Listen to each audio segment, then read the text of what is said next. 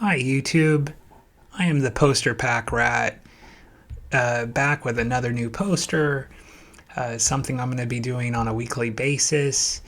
And if you enjoy these videos, I hope you click the subscribe and the like buttons, and you come back on a weekly basis with me and enjoy these videos. I do have fun capturing them and sharing them with you guys. I am a new YouTube content creator.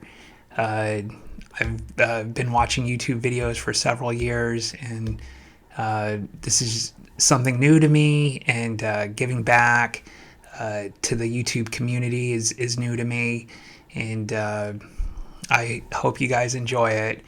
So without further ado, we have the Pikmin Nintendo GameCube poster. So this poster, it's about 20 inches tall. Not all of this early footage that I'm going to be sharing with you guys that I captured of my first set of posters that I'm sharing is going to have the measuring tape next to it. But this one's about 20 inches tall. It's on a thicker cardstock, which means that it's good for framing or going into some kind of display stand. Without being adhered to something. It doesn't have to be taped into a frame. For a collector like us, that means it's great for framing without having to have something glued to the back of it. Most people, when they have a poster frame these days, they will get it linen backed, which is the safest way to get some kind of substrate behind a poster so it looks taut from corner to corner in a frame. But with a thicker cardstock like this poster, that's something that you don't have to do. It can go just right into a frame, and it will look taut, and that's something great. So 20 inches tall, thicker cardstock, and then the history of this poster is something that we're not too sure of. So at the bottom, there's typically a UPC barcode for a Nintendo poster, and this poster doesn't have the UPC barcode. The UPC barcode was something that was used from the Super Nintendo day. It could have come a little bit earlier, maybe at the end of the life cycle for the NES. but for sure during the Super Nintendo era and forward to today, unless a poster is branded for a specific store or produced by a store like Walmart and GameStop, they sometimes do their own production, and you'll see their branding on a poster. But for this era, there should have been a UPC barcode, and this one doesn't have it. So the way this poster was used, it could have been used as a giveaway inside of a retail store for people who pre-ordered the game, or it was a giveaway at the Nintendo booth during E3 or a similar trade convention. All right, let's talk about the design concepts that we enjoy in this poster. And to start off with the logo, my eye goes to the logo for Pikmin. My eye is attracted to contrast between light and dark, and then also between detail. So the finer detail of the flowers creates a contrast between the content that's in the background and the foreground. So my eye likes the contrast of the smaller flowers, and then also that it's a text. And I think we naturally just want to read language that we know. And as an American, I only know English for the most part. I know some words in other languages, but the only one that I can speak somewhat okay is English. And although I might trample it here on YouTube, it's that's what I'm reading. And so we got Pikmin, and what a mysterious name for a game that when we first saw it, we knew nothing about. Something about Japanese and English is part of the fun for games that come from overseas and from Japan. Is if you're not a native language speaker, the naming of certain games took on a unique kind of unique territory. And for those of you out there who have played games that originated from overseas, you know exactly what I'm talking about. And for others out there who are maybe new to gaming, it's something that you will come across with older games that were developed in Japan and then released in America. So, very mysterious title. It doesn't really tell us much about the game or the gameplay concepts, but it does look fun, and the bright colors definitely help to that. So I go from Pikmin to the foreground to Captain Olimar, and I really like that low polygon count. I like it. I like even lower polygon than that. If we go back to like the earlier 3D games of the early 90s.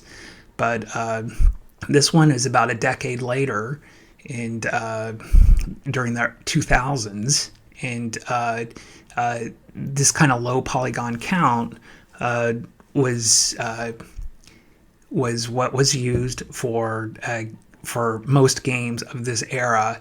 And it conveys what these objects are. I mean, we know that we're dealing with people and humanoids and that sort of thing, and we have flowers coming out of the heads of the Pikmin, and we know Olmar's an astronaut of some kind. But it is clear, and it's simple, and that's something I like about these games and the artistry of these games between the 90s and the 2000s, the early 2000s, and their representation of real world things.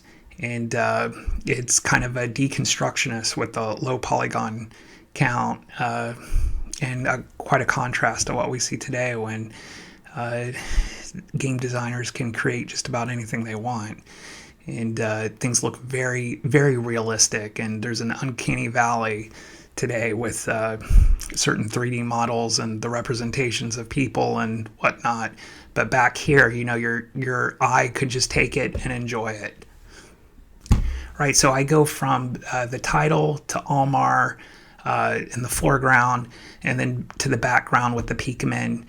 And so my eye is it's centralized, and then it's bouncing back and forth between the foreground and the background and the top and the bottom of the poster, and then it kind of ends up at the Nintendo GameCube at the bottom.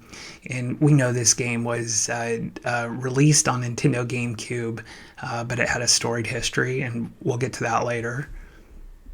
So on the bottom left-hand corner, we have the NINPRO logo. And not much is known about NINPRO. I tried looking them up on Wikipedia and elsewhere, and very little is known.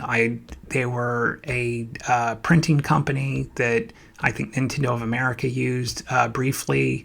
They were either bought out by Nintendo, maybe it was a short-lived experimentation with running their own printing business for promotional items. And I don't think it lasted too long. Maybe it was just cheaper for them to contract out the printing production to other vendors. And then on the right, we have the E for Everyone ESRB rating. And for those of you out there who have played this game, we know that we know it's a Nintendo game, so their early levels are definitely E for Everyone, but the later stages, they are more difficult. And this game had a 30-day time limit on being able to complete the game. And I know that I've barely beat it when I first played it. So I'm not sure what happens if you exceed the 30 days. Is it truly a game over? Does Nintendo give you some way of going back other than like a save file? Is there like a continue that you can use? Because if you get to the later stages of the game and you're pretty much out of days and you haven't collected all your spaceship parts to repair your spaceship, I think you're SOL. And so it might not really be E for Everyone other than the first levels. All right, and then this being the first Nintendo poster that I'm showing here on YouTube, I would like to talk about Nintendo just briefly. We all know Nintendo. Nintendo has created such beloved games in our player history, and games that we come back to time and time again, and we will be playing forever. And humanity will be playing Nintendo's games forever. And this game was developed by Nintendo, and it has a storied history where it started as the sequel to Super Mario 64 on the N64. So this would have been Super Mario 64 2, and it went from there to 100 Marios.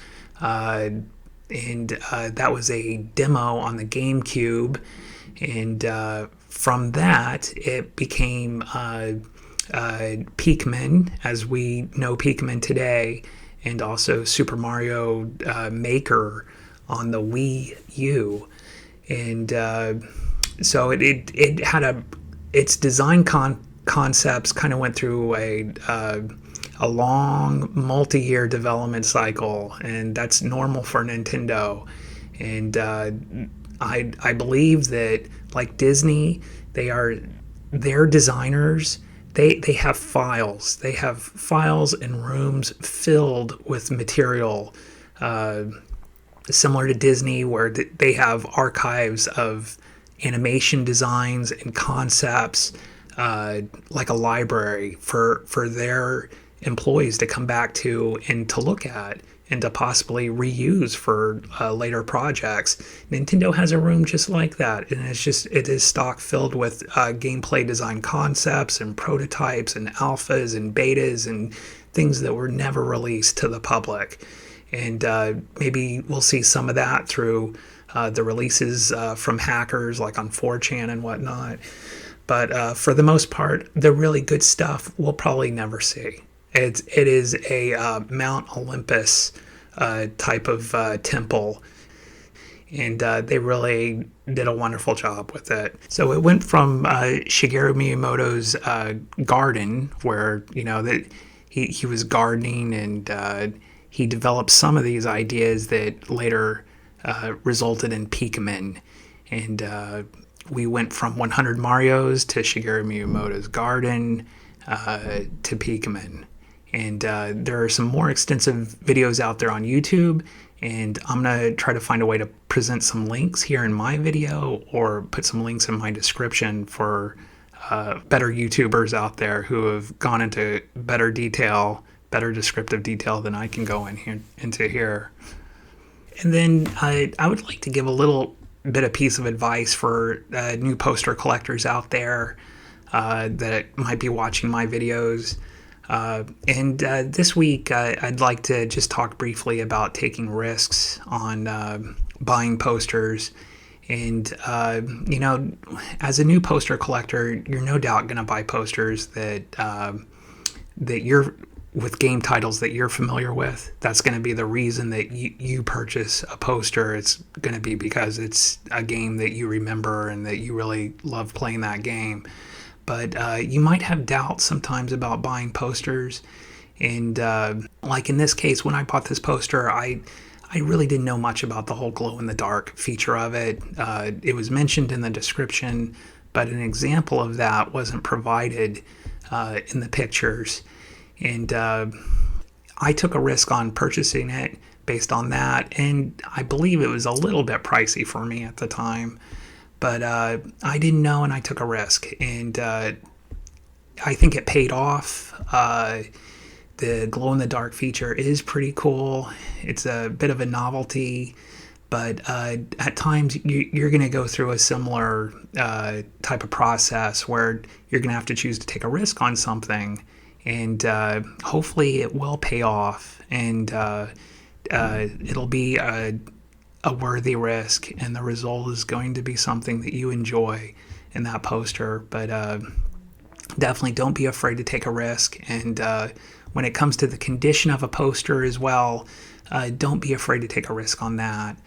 In some cases, the front of a poster you'll see is badly damaged. It might have mold, tears, scratches, scuffs, all sorts of markings on it. And the poor condition of a poster can affect its value. And that's something that I would discuss with the seller when you see a poster of such a condition.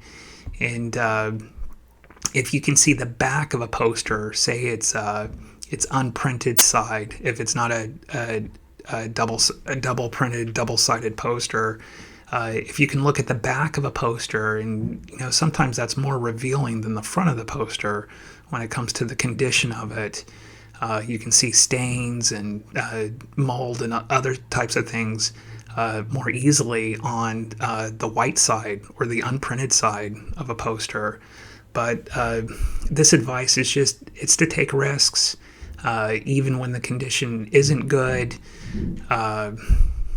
because those can be fixed. And later I'll do a video on using a poster restoration service. So I know this video has gone pretty long, guys, and I'm trying to keep them low to around 10 minutes or so. But thank you so much for watching, and please come back next week. Click the bell to subscribe and for notifications. And please like the video or comment if you have something you want to share about the poster. Maybe you can tell me how I screwed up or how I can improve. And I will try to get better at this as I go along. And thank you so much. And stay well out there. Take care. Bye-bye.